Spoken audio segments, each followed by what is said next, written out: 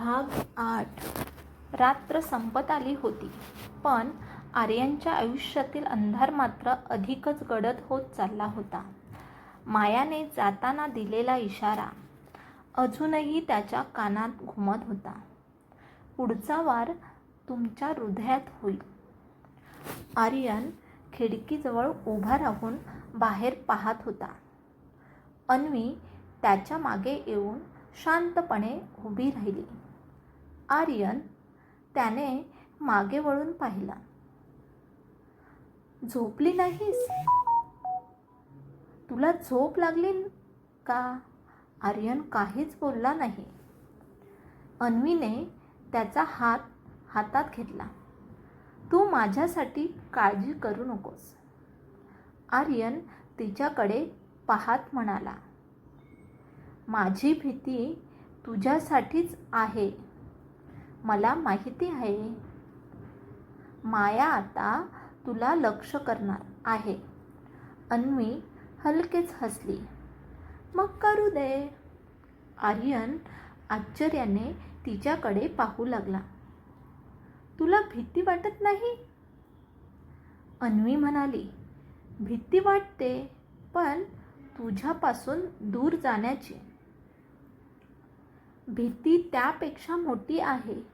आर्यनने तिच्या कपाळावर हात ठेवला. मी तुला काहीही होऊ देणार नाही. अन्वीने त्याला मिठी मारली. त्या क्षणी दोघांनाही माहिती नव्हतं की त्यांच्या प्रेमाची सर्वात मोठी परीक्षा अगदी जवळ आली होती. दुसऱ्या दिवशी सकाळी समर्थ रुग्णालयात आपल्या आईजवळ बसला होता. ती अजूनही अशक्त होती. समर्थ तिच्याकडे पाहत म्हणाला. आई, मला एक गोष्ट सांग.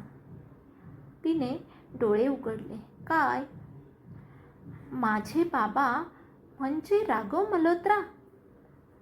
त्यांनी मला कधी शोधण्याचा प्रयत्न केला होता का? आईच्या डोळ्यात अश्रू आले. हो. समर्थ स्तब्ध झाला. कधी? तू लहान असताना. मग ते मला भेटले का? नाही का? ती काही क्षण शांत राहिली. मग म्हणाली, कारण त्यांना सांगण्यात आलं होतं की तू जिवंत नाहीस. समर्थच्या डोळ्यात राग दाटला. कोणी सांगितलं? तिने उत्तर दिलं, विनायकने. समर्थला धक्का बसला. विनायक काकांनी? हो. तेवढ्यात रुग्णालयाच्या बाहेर एक काळी कार येऊन थांबली. कारमधून एक वृद्ध व्यक्ती खाली उतरली. त्यांच्या हातात एक जुनी काठी होती. तो थेट समर्थच्या आईच्या खोलीकडे निघाला. दरवाजा उघडताच समर्थ उठून उभा राहिला. समोर उभा असलेला माणूस पाहून त्याला धक्का बसला. तुम्ही? तो माणूस शांतपणे म्हणाला. माझे नाव देवेंद्र मल्होत्रा. समर्थच्या चेहऱ्यावर प्रश्न उमटला. मल्होत्रा? हो, राघवचा वडील. समर्थ काही क्षण काहीच बोलला नाही. देवेंद्र त्याच्याकडे पाहत म्हणाले, तू अगदी तुझ्या वडिलांसारखा दिसतोस. समर्थच्या डोळ्यात अश्रू आले. मला माझ्या वडिलांबद्दल सगळं जाणून घ्यायचं आहे. देवेंद्रने दीर्घ श्वास घेतला. मग माझ्यासोबत चल. त्याचवेळी आर्यनच्या घरी निरीक्षक देशमुख आले होते. त्यांच्या हातात काही कागद होते. आर्यन म्हणाला, माया कुठे आहे? याचा एक धागा मिळाला आहे. आर्यनने विचारलं, कुठे? शहराच्या बाहेर एका जुन्या बंगल्यात. अन्वीही तिथे आली. मग आपण तिथे जाऊया. देशमुखांनी तिच्याकडे पाहिलं. तुम्ही दोघेही सावध राहा. तिथे जाणं धोकादायक आहे. आर्यन म्हणाला, आम्ही जाऊ. काही तासांनी आर्यन, अन्वी आणि देशमुखांची टीम त्या जुन्या बंगल्यासमोर पोहोचली. बंगला पूर्णपणे ओसाड दिसत होता. खिडक्यांच्या काचा फुटलेल्या होत्या. दरवाजावर धूळ आणि आजूबाजूला एक विचित्र शांतता. देशमुखांनी हाताने इशारा केला. सावध. ते आत गेले. हॉलमध्ये काहीच नव्हतं, पण भिंतीवर एक मोठा फोटो होता. आर्यन जवळ गेला. फोटो पाहताच तो थांबला. फोटोमध्ये त्याचे आजोबा विनायक, राघव आणि माया उभे होते. पण त्यांच्यामध्ये आणखी एक व्यक्ती होती. चेहरा काळ्या शाईने पूर्णपणे झाकलेला होता. आर्यनने फोटो खाली काढला. मागे एक तारीख लिहिली होती, 21 जून 2001. अन्वीने विचारलं, या फोटोमधल्या व्यक्तीचा चेहरा का मिटवला आहे? देशमुख म्हणाले, कारण कदाचित हाच या सगळ्या खेळाचा खरा सूत्रधार आहे. अचानक वरच्या मजल्यावरून पावलांचा आवाज आला. टक टक टक. सगळे शांत झाले. देशमुखांनी बंदूक तयार केली. कोणी आहे? उत्तर आलं नाही. आर्यन हळूहळू जिना चढू लागला. अन्वी त्याच्या मागे होती. वर पोचल्यावर एक खोली अर्धी उघडी दिसली. आर्यनने दरवाजा ढकलला. खोलीत एक टेबल होतं. टेबलावर एक जुना टेप रेकॉर्ड, एक फोटो आणि एक चिठ्ठीवर लिहिलं होतं, आर्यनसाठी. त्याने चिठ्ठी उघडली. तुला वाटतं की तू सत्याच्या जवळ पोहोचलास, पण तुझ्या प्रेमाला वाचवायचं असेल तर उद्या रात्री 12 वाजता जुन्या पुलावर एकटाच ये. खाली एकच नाव होतं, तुझा शत्रू नाही, तुझा जवळचा माणूस. आर्यनच्या चेहऱ्यावर तणाव आला. अन्वीने विचारलं, काय लिहिलंय? आर्यनने तिला चिठ्ठी दिली. ती वाचून तिच्या चेहऱ्यावर चिंता उमटली. तुझ्या जवळचा माणूस? देशमुख म्हणाले, हा सापळा असू शकतो. आर्यन म्हणाला, मला माहिती आहे. मग जाणार नाहीस? आर्यन काही क्षण शांत राहिला. जर माझ्यामुळे अन्वीला धोका असेल तर मला जावंच लागेल. अन्वीने त्याचा हात पकडला, पण एकट्याने नाही. आर्यन तिच्याकडे पाहत हसला. तू माझ्यासोबत आलीस तर त्यांना वाटेल मी त्यांचं म्हणणं ऐकलंच नाही. अन्वी म्हणाली, मला तुझ्या आयुष्यातून कोणीही वेगळं करू शकत नाही. तेवढ्यात टेबलवरचा जुना टेप रेकॉर्ड अचानक सुरू झाला. क्लिक. एक पुरुषाचा आवाज ऐकू आला. आर्यन जागेवरच थांबला. तो आवाज त्याला ओळखीचा वाटत होता. तुला जर तुझ्या आईला जिवंत पाहायचं असेल तर, अन्वीने आर्यनकडे पाहिलं. आवाज पुढे म्हणाला, उद्या रात्री 12 वाजता जुन्या पुलावर ये. मग काही सेकंद शांतता आणि शेवटची ओळ, आणि हो, पोलिसांना सांगितलंस तर तुझी आई मरेल. रेकॉर्डिंग बंद झालं. आर्यनच्या चेहऱ्यावर भीती उमटली. आई? अन्वीने विचारलं, पण तुझी आई तर घरी आहे. आर्यनने लगेच फोन काढला आईला फोन केला. फोन वाजत होता, पण कोणीही उचलत नव्हतं. एकदा, दोनदा, तीनदा आर्यनचा चेहरा पांढराच पडला. काहीतरी झालंय. तो ताबडतोब घराकडे निघाला. गाडी प्रचंड वेगाने धावत होती. अन्वी त्याच्या शेजारी बसली होती. देशमुखांची गाडी त्यांच्या मागे होती. घरासमोर पोहोचताच आर्यन गाडीतून उतरला. मुख्य दरवाजा उघडाच होता.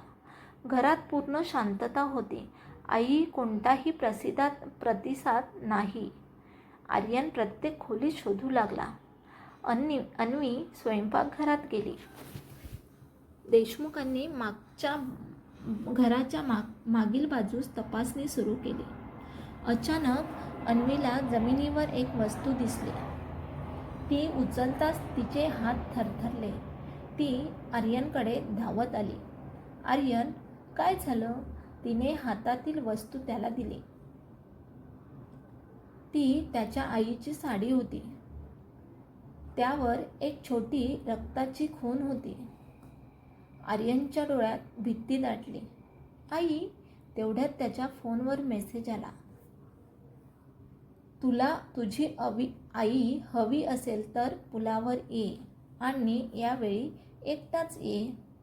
मेसेजसोबत एक फोटो होता. फोटोमध्ये आर्यनची आई एका अंधाऱ्या खोलीत खुर्चीला बांधलेली दिसत होती. आर्यनच्या डोळ्यात संतापाची ज्वाला पेटली. अन्वीने त्याचा हात घट्ट पकडला. आर्यन, तो म्हणाला, यावेळी त्यांनी माझ्या कुटुंबाला हात लावला आहे.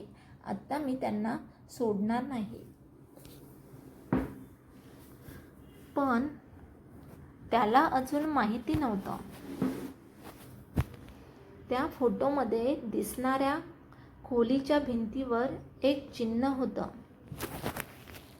ते चिन्ह जे त्याने पहिल्यांदा आपल्या आजोबांच्या गुप्त फाईलमध्ये पाहिलं होतं.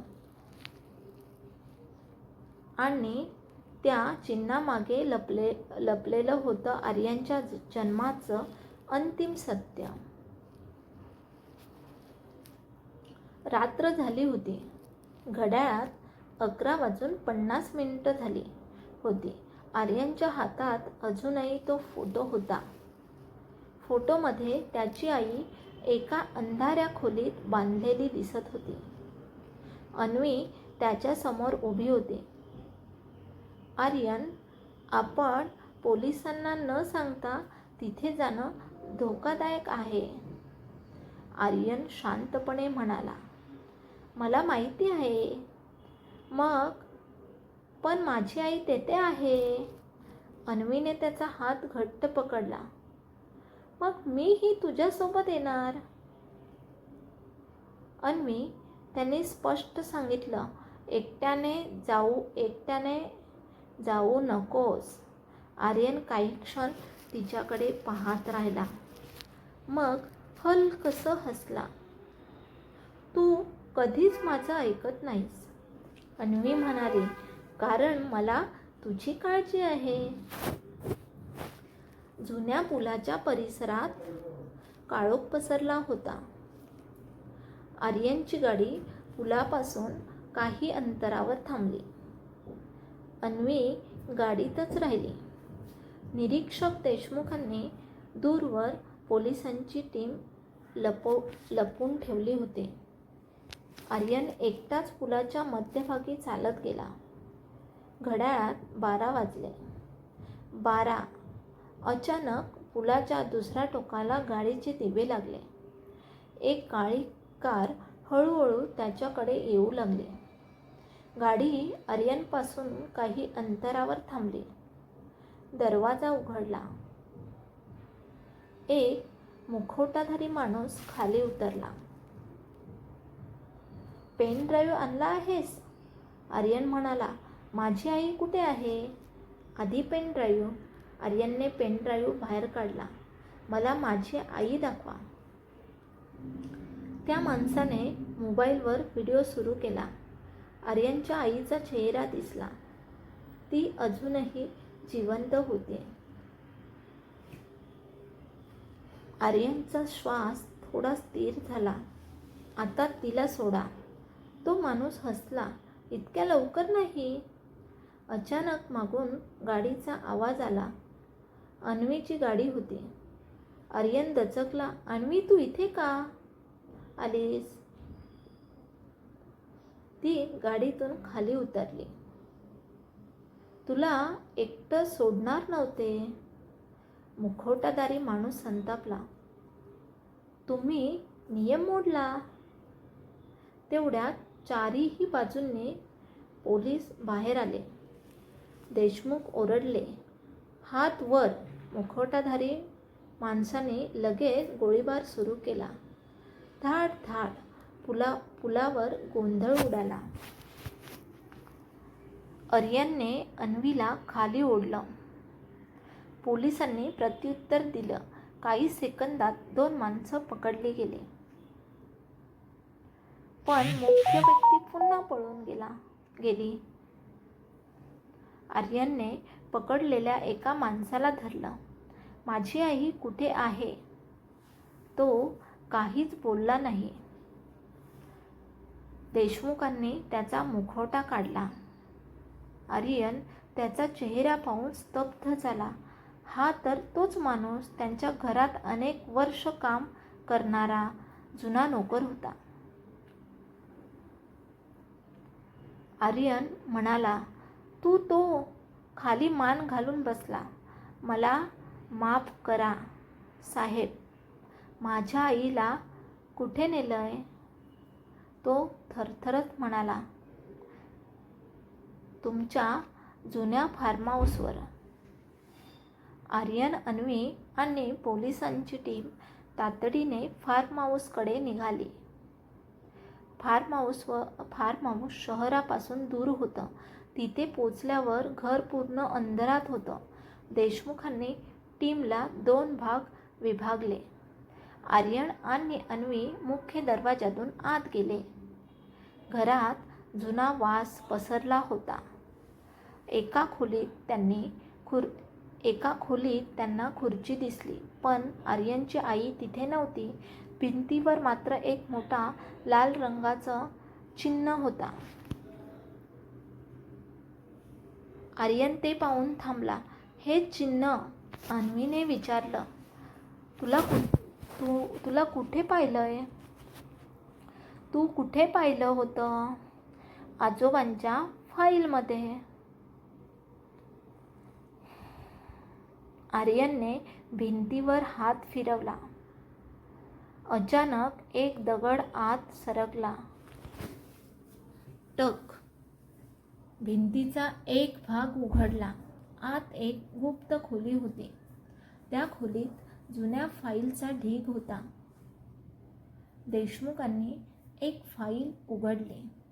त्याच्या चेहऱ्यावर गंभीर भाव आले. आर्यन, काय? देशमुखांनी फाईल त्याच्याकडे दिली. फाईलच्या पहिल्या पानावर लिहिलं होतं, 17 सप्टेंबर 1994. ऑपरेशन वारस. खाली अनेक नावं होती. आर्यन, विराज, राघव, विनायक, माया आणि शेवटी एक नाव लाल शाईने लिहिलं होतं, प्रकल्पाचा प्रमुख देवेंद्र मल्होत्रा. आर्यनच्या डोळ्यात आश्चर्य उमटलं. समर्थचे आजोबा? देशमुख म्हणाले, हो. अचानक मागून आवाज आला. बरोबर. सगळे मागे वळले. दरवाजात देवेंद्र मल्होत्रा उभे होते. त्यांच्या हातात बंदूक होती. आर्यनने आश्चर्याने विचारले, तुम्ही? देवेंद्र शांतपणे म्हणाले, हो, मीच. माझ्या आईला तुम्ही कुठे नेलं? ती सुरक्षित आहे. आर्यन संतापला. मग हा सगळा खेळ का?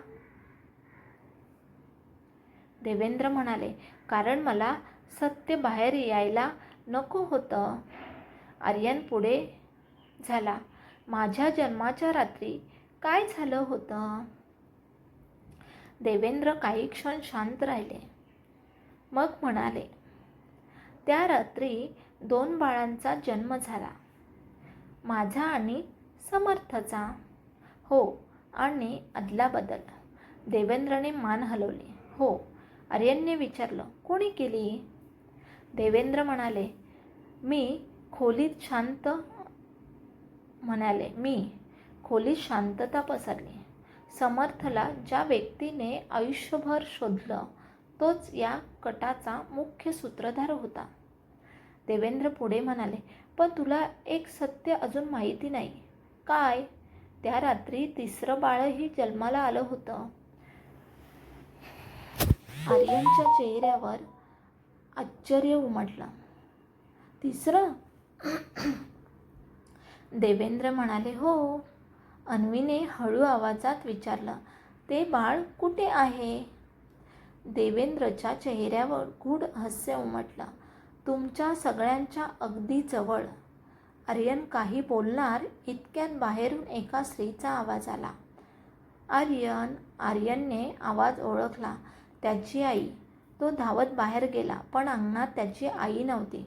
फक्त एक चिठ्ठी पडली होती.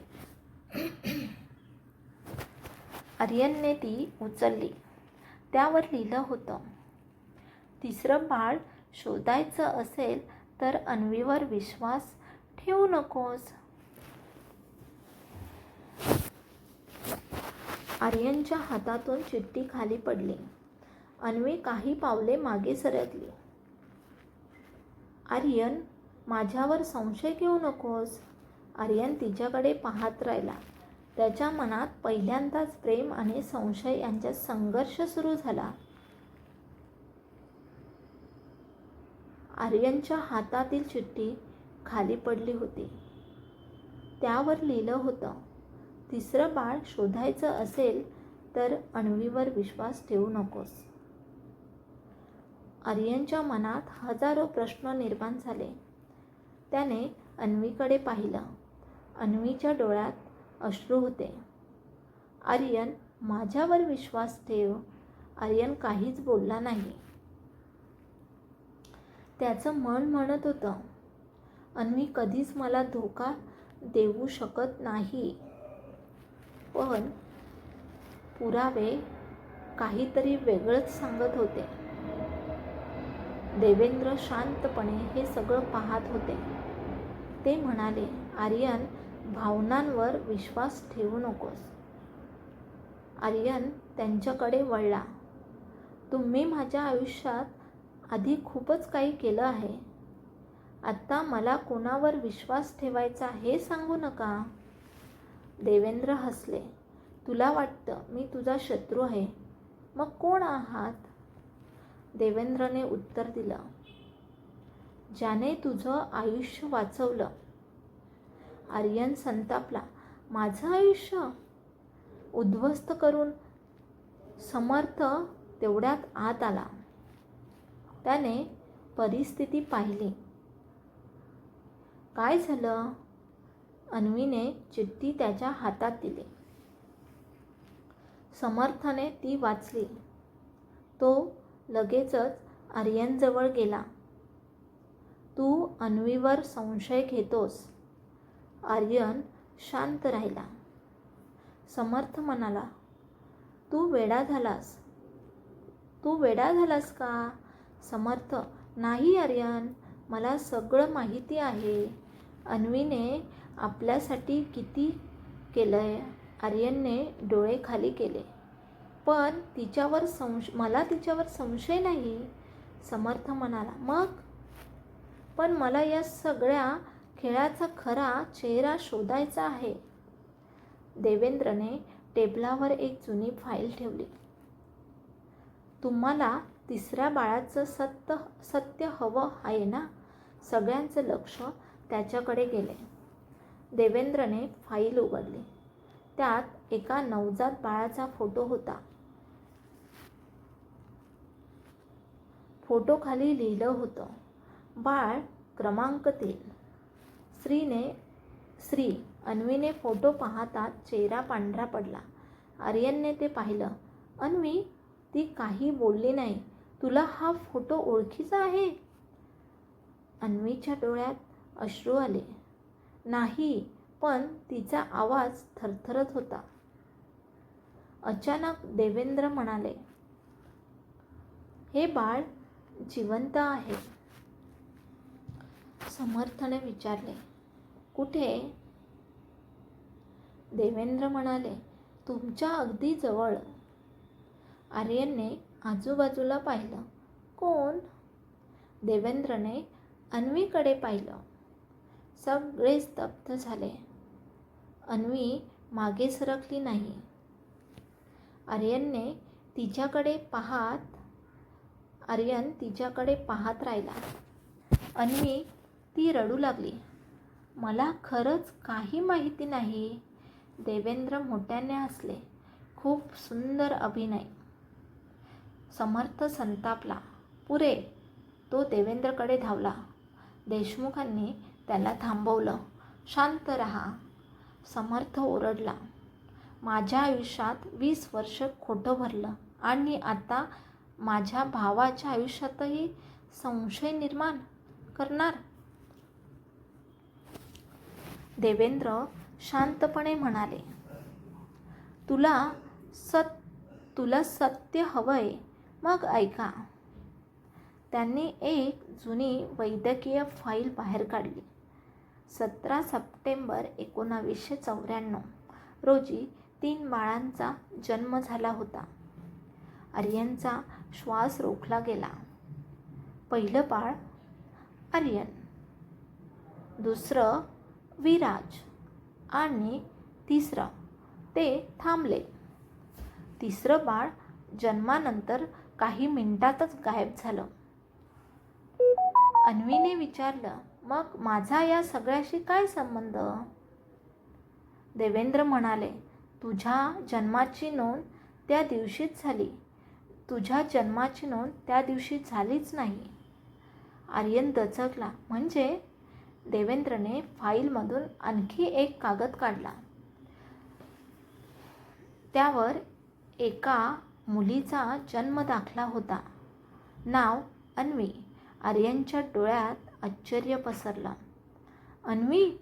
देवेंद्र म्हणाले, तुझा जन्म त्याच रात्री झाला.